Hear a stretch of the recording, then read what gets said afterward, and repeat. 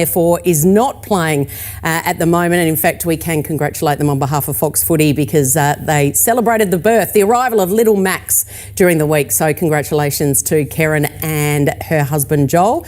We can cross now to Mathew Buck and bring him in on this discussion because Mathew, you join us on the boundary line. Thank you so much for your time in the lead up. What was your reaction when Kez walked into your office and said, guess what, I'm pregnant? Oh no, genuine excitement for that one. One of the great things in life is to start your family. So happy to hear that news and proud of Kez and Joel for sure.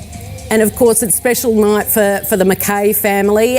Dad Andrew, who was a superstar for the Carlton Football Club, he's got two daughters playing out there tonight. The first one, Abby, you have elevated into the captaincy. Tell us a little bit about your decision making there. Yeah, well, Andy just presented the jumper to Sophie as well, so that was a really nice moment. But yeah, Abs was voted in by peers and he has done a terrific job ever since then. Hasn't changed, which has been one of Abby's great strengths. She just takes it all in her stride, which has been terrific. Bucky, what are we going to see on the field this year from the Blues? A challenge last year many times to score and hit the scoreboard effectively. I've seen in the pre-season games you've played a lot through the corridor. Does this open up more of those opportunities?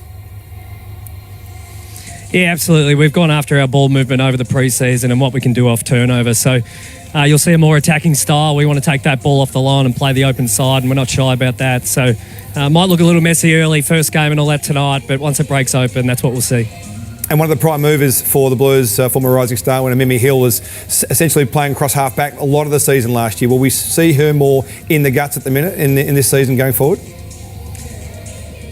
Yeah, so an extra feather in Mim's cap going to half-back, so we've got that move. But yeah, she'll go into the midfield this year. She's trained all midfield this pre-season and has had another outstanding pre-season. So really looking forward to Mimi's year this year for sure. Bucky, what about some of the young ones? We're hearing a lot about the next generation of AFLW and that this is where the competition will take the next step as these girls, you know, the true pathway players come through. How much has this pre-season been different for you as they continue to build their skill set and take this game to the next level?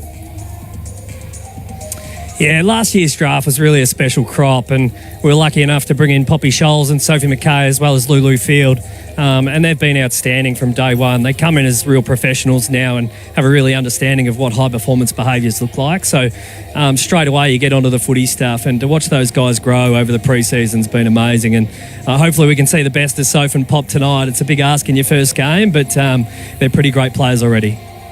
Now, what about these rule changes that the AFL have thrust upon you? We know that Razor Ray, of course, Fox Footy's own, he'll be out there with the whistle tonight, front and square, but holding the ball seems to be the different interpretation of that. It sounds like they're going to be pretty hot on the ball carrier. How much of a difference has that made for you, and do you think it's really going to make that much difference to the game?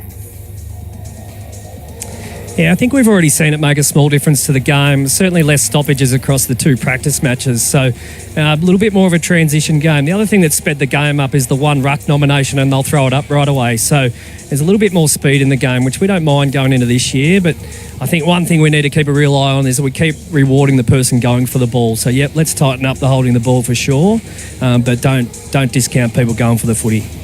It's a significant occasion, Bucky, for the competition. 10 seasons in, there's a lot of celebration about that. You've got some OGs from that very first game out there in Navy tonight. Have you lent into that with the group in the build-up?